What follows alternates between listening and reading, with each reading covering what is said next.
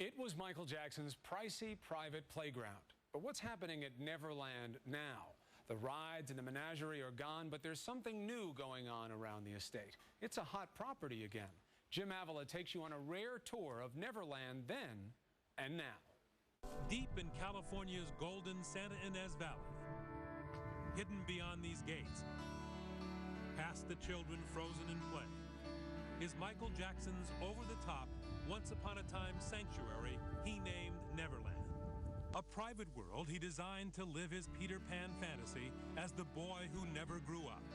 I think it was the dream of an ideal childhood, fantasizing vision of what you'd like to be living. 2,700 acres of manicured lawns and a backdrop of oak-filled hillsides. Jackson first saw the property while shooting the music video Say, Say, Say with Paul McCartney, and he fell in love with it. Unable to get it out of his mind, Jackson bought the ranch 4 years later in 1987. It was the height of his popularity, and then manager Frank DeLeo was told to make it happen. He said, "You don't know how much I want this. Help me get it." I said, "Okay, we have to add some shows." We added 20 shows. He did the 20 shows. He paid cash for the place, and he couldn't wait till the tour was over to get there. Neverland cost him more than $20 million, and that's before he added his own touches. The 10,000 square foot Tudor mansion at the center of Neverland overflowed with Michael's jumbled collection of art and toys. Even in his office, he worked surrounded by silent, life-sized friends. And there were plenty of the living around, too. More than 120 staff on $1 million a year payroll, catering to Jackson's every whim. And according to his security chief, all lined up to say goodbye every time he left the ranch for the real world. Mike LaPerouse.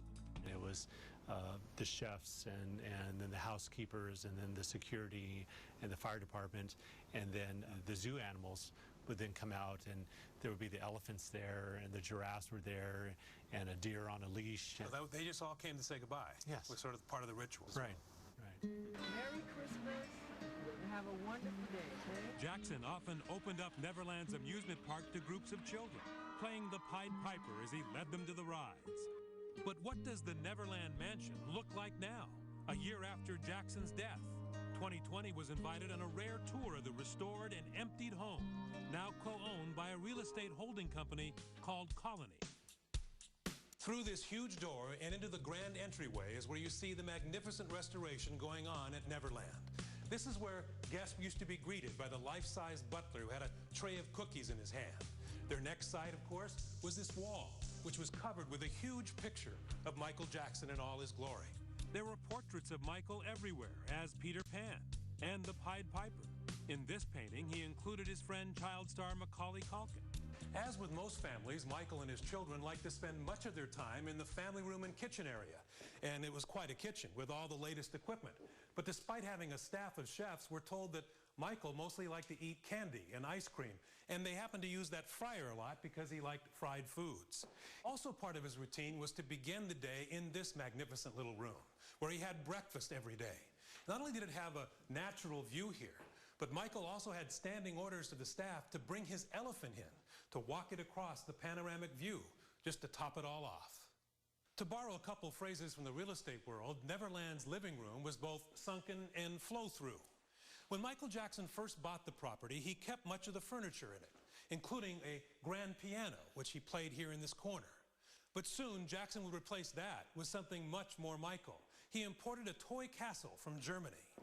And over here was another one of Michael Jackson's most treasured possessions.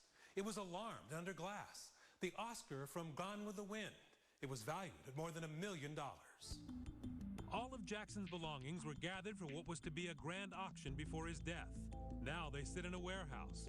2020 obtained these pictures of some of the items, posters, his police motorcycle, even Pinocchio under glass. Their ownership now in dispute. Those are the public areas of Neverland. Down this hall, the private rooms, including the one that got Jackson in so much trouble. The famous children's gateway to Michael Jackson's master bedroom is gone. So are the metal detectors and the camera that used to be above the door. But the 6 locks are still here, and so is the peephole. down the 3 steps into the sunken bedroom. And one of the first things you see was one of Michael Jackson's favorite pieces of furniture. It was the throne-like chair he liked to sit on as the king of pop. These stairs inside the master suite were once lined with rows of dolls. The upstairs bedroom was used as a guest room for visiting children. The master bath had dramatic views to the outside courtyard and led directly into a walk-in closet, which is different than most closets because Michael Jackson had it filled not just with clothes, but with toys and spangles of all kinds. And back in the far corner of the walk-in closet, behind the clothes, was the infamous secret room, built by the previous owner as a panic room, but according to the prosecution, used by Michael Jackson for something far more sinister. In the video used in court during Jackson's trial on child molestation charges, sheriff's deputies claimed it was the scene of the crime. The second floor, with its dramatic A-frame and solid wood banisters, was all about Michael Jackson's 3 kids. A bedroom for each and a top-floor classroom for homeschooling. Here's what it looked like in 2003 when the Sheriff's Department took its pictures. Tiny desks and model trains. Out back, the big train is gone, and so is the amusement park. But Jackson's tribute to the cinema, his other artistic obsession, remains. He built a 50-seat theater, complete with a working snack bar and a popcorn machine.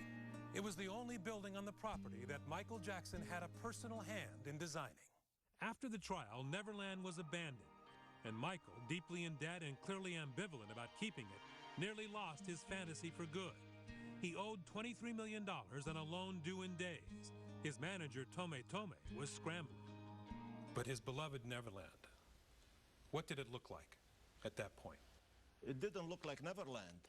The grass is dying, the pond was filthy and dirty, there was no water running. I mean, it was really run down. Michael Jackson had turned his back on Neverland, as he told 60 Minutes. I've been back there, but not in my bedroom. I won't live there ever again. I'll visit Neverland. It's a house now. It's not a home anymore. I'll only visit there.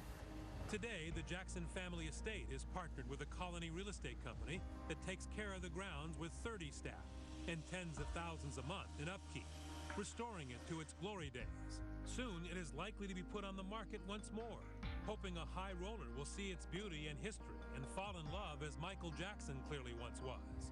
The final chapter of Neverland soon to be written. I mean, at first, Neverland seemed like the most gorgeous and charming place. Then it became this kind of haunted mansion that he never left. You know, it's like the dark side of a child's story. You know, underneath the haven